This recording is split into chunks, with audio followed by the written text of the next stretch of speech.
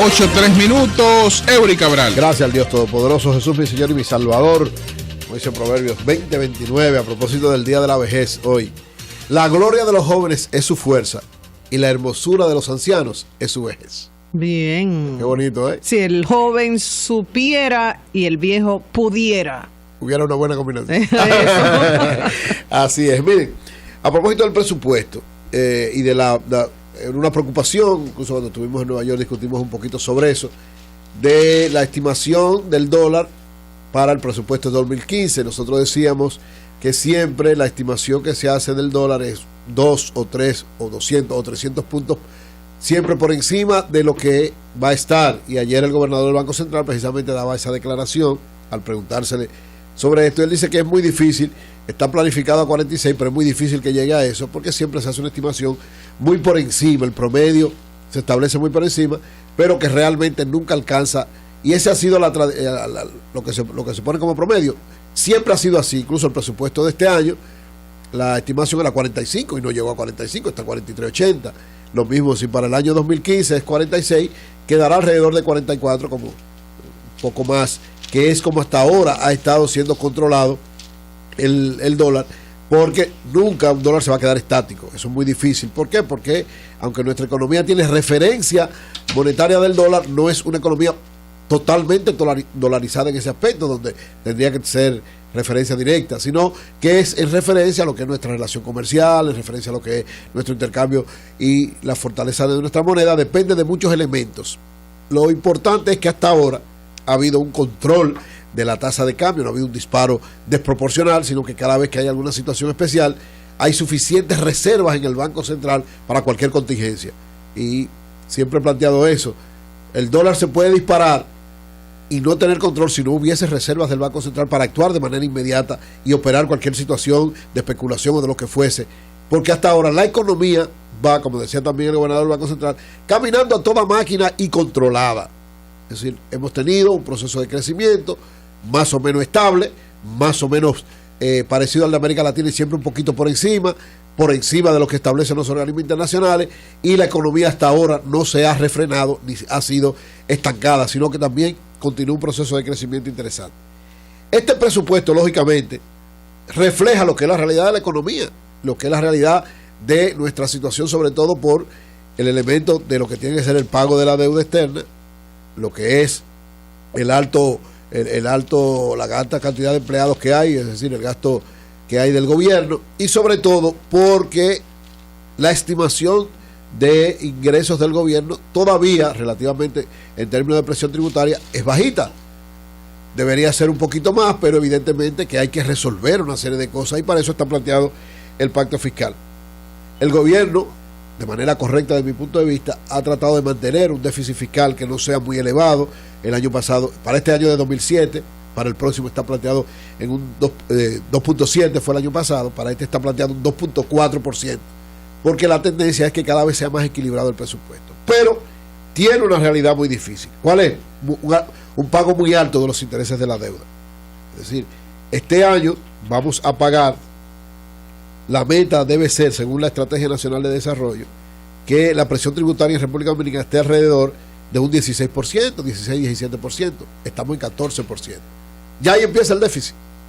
Lógicamente, usted no puede decir, metamos impuestos a lo loco, porque nadie quiere más impuestos. Hay que hacer una distribución justa del cobro de los impuestos, y eso es el pacto fiscal que todavía no se ha discutido. Para este año 2015, estamos hablando de que el monto de lo que se paga por la deuda se incrementó en 17.000 millones. Vamos a pagar 88.000 millones de pesos solamente en intereses de la deuda. Y eso es manejable.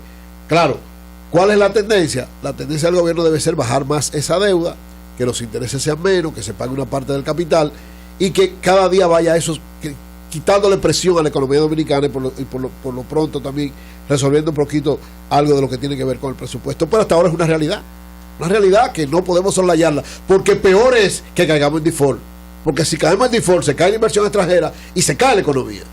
O sea, un país en default, un país malapaga en el mundo, que no pague los intereses de su deuda, ni que asuma los compromisos que tiene que asumir, es peor, porque a final de cuentas se le va a caer la economía completa. No va a haber inversión extranjera, va a haber una mala imagen, no va a haber producción como debe ser, y por tanto es mucho peor ese es un mal necesario, lamentablemente. Es un mal porque no deberíamos tener una deuda tan elevada, pero no podemos dejar de pagarla. Y la estrategia debe ser irla desmontando gradualmente, que es la estrategia que de alguna manera el gobierno ha querido implementar, pero que no ha podido por la realidad de lo que implica esto. Y en lo que tiene que ver con el 4% de la educación, eso va a ser automático cada año, porque estamos hablando de un porcentaje.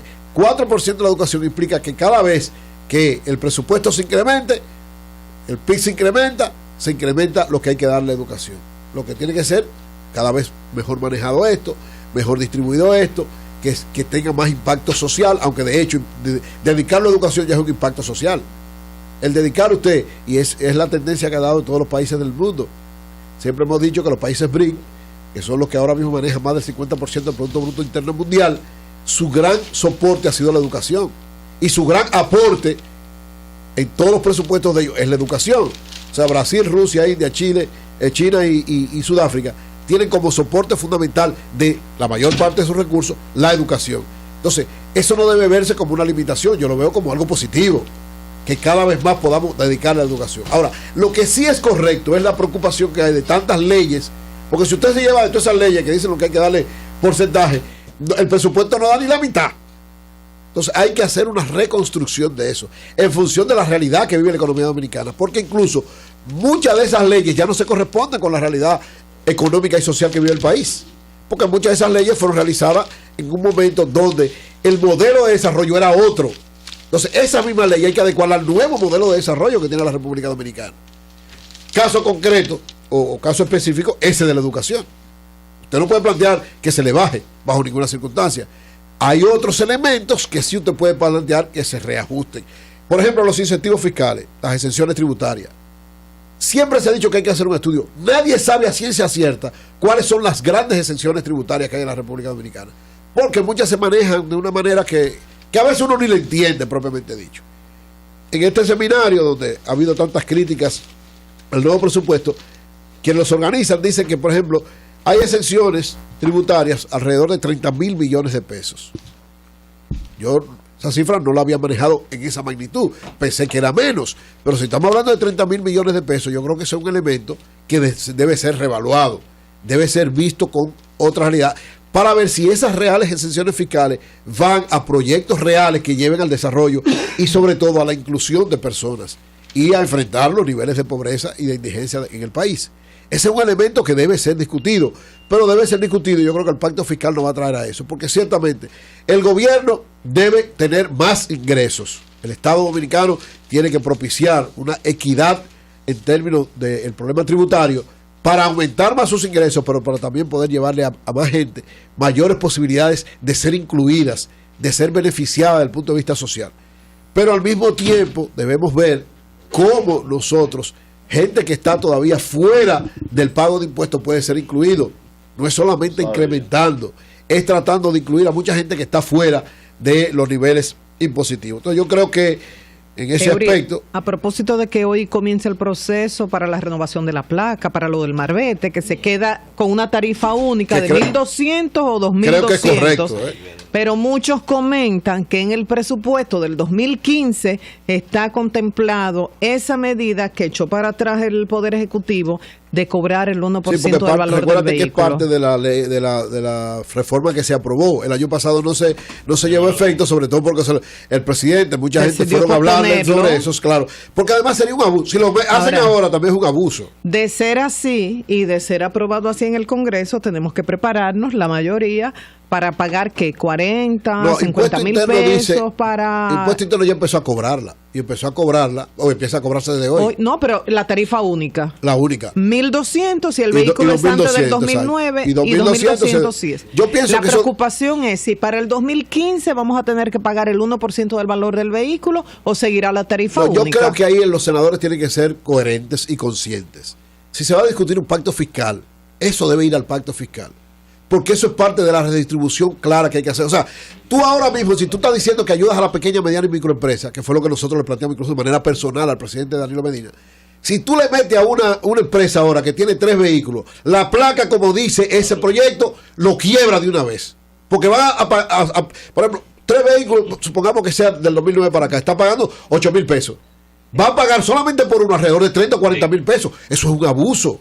Entonces así no puede ser. Es cierto que el Estado necesita más ingresos, pero tiene que ser bien distribuido. Y a cualquier familia de clase media igual. No, y estoy hablando de las pymes, pero a cualquier familia sería un abuso bárbaro. Pero estoy hablando, como el gobierno tiene una política de apoyo a las pymes, y de hecho la está haciendo, sobre todo con los préstamos, no puede dañar con los pies lo que hace con las manos. Entonces, yo creo que ahí también los legisladores tienen que ser conscientes. Si incluso ya empezó a cobrarlo, si impuesto interno ya empezó a cobrar así, déjenlo así.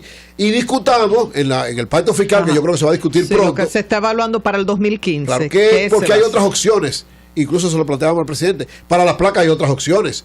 No es que tú lo hagas así, es el que tiene un carro más caro debe pagar más caro, parecido a como se hace en Estados Unidos, pero no hacer una cosa de esta naturaleza, porque tú vas a afectar a las pequeñas, medianas y microempresas y a las familias, sobre todo de clase media. En ese aspecto yo saludo que Impuesto Interno esté cobrando, igual que el año pasado, que los legisladores no inventen y que eso deba cobrarse ahora, sino que eso se quede también para una discusión más amplia, con más criterio en el pacto fiscal. Entonces yo creo que este presupuesto, finalmente, se ajusta a lo que es la realidad de lo que estamos viviendo ahora y sobre todo a los planes que tiene el gobierno. ¿Para qué?